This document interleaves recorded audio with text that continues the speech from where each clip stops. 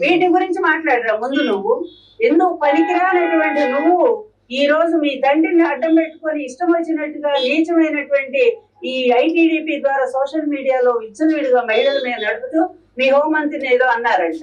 మీ హోంమంత్రి ఏ ఒక్క కేసు అయినా పట్టించుకుంటా ఉందా?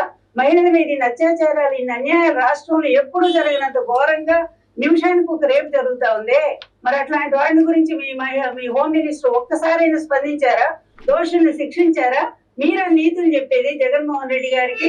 మీ బతుకులే ఇంత ఏదైనవి చూడండి, మధ్యలో ఏమనుకోద్దు, మళ్ళీ ఒకసారి చూడండి. ఎవరైనా స్పందించారా? దోషుల్ని శిక్షించారా? మీరా నీతులు చెప్పేది జగన్మోహన్.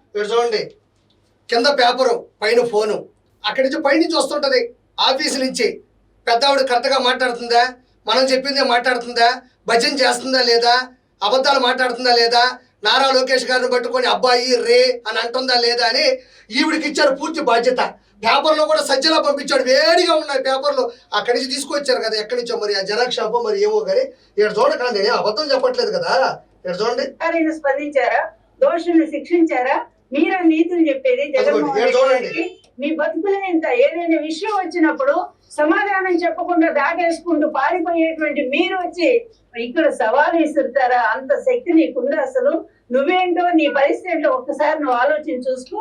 నువ్వు వచ్చిన తర్వాత, అంటే నీ బాబు వచ్చిన తర్వాత పరిపాలనకి ఎంతమంది మీద అఘాయిత్యాలు, అన్యాయాలు జరుగుతున్నాయో, ఎంతమంది మహిళలు ఆత్మహత్యలు చేసుకున్నారో, హత్యలు చేయబడుతున్నారో, వీటన్నిటి మీద ఒక్కసారి విచారణ చేద్దామా?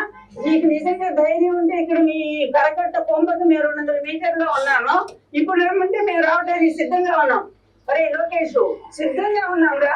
వచ్చి ఎవరి పరిపాలనలో మహిళలకు న్యాయం జరిగిందో, ఎవరి పరిపాలన కాదు, నీకు అంత వయస్సు ఉంది కదా, ఎంతో కొంత గౌరవంగా బతకాలా, మంచిగా బతకాలా, శేష జీవితం బాగుండాలా, ఉండాలి కదా మనకి కొంచెం బుద్ధి, జ్ఞానం, మర్యాద ఉండాలి కదా మనిషి అనే దానికి. ఇంత దిగజారిపోవాలా లక్ష్మీభారతి గారు? మీరు ఓ అద్భుతమైన దేవతల పేర్లు పెట్టుకొని దెయ్యం చేష్టాలు చేస్తున్నటువంటి నీకు ఈరోజు మర్యాద ఉందని అడుగుతున్నా. కేవలం పదవుల కోసం దిగజారిపోయి వయస్సును పక్కన పెట్టి ఒక అత్యున్నత స్థానంలో ఆయన ఒక తక్కువ వయసులో అన్ని శాఖలకు మంత్రిగా అన్ని వేల ఓట్ల మెజారిటీతో గెలిచినటువంటి మంగళగిరి శాసనసభ్యుడిగా అతను ఈరోజు గూగుల్ డేటా సెంటర్ తీసుకొని వచ్చి అత్యున్నత స్థానంలో ఆయన పరిగెడుతూ పోతా ఉంటే నువ్వు మాట్లాడే మాటలు నిన్ను చేదరించరా?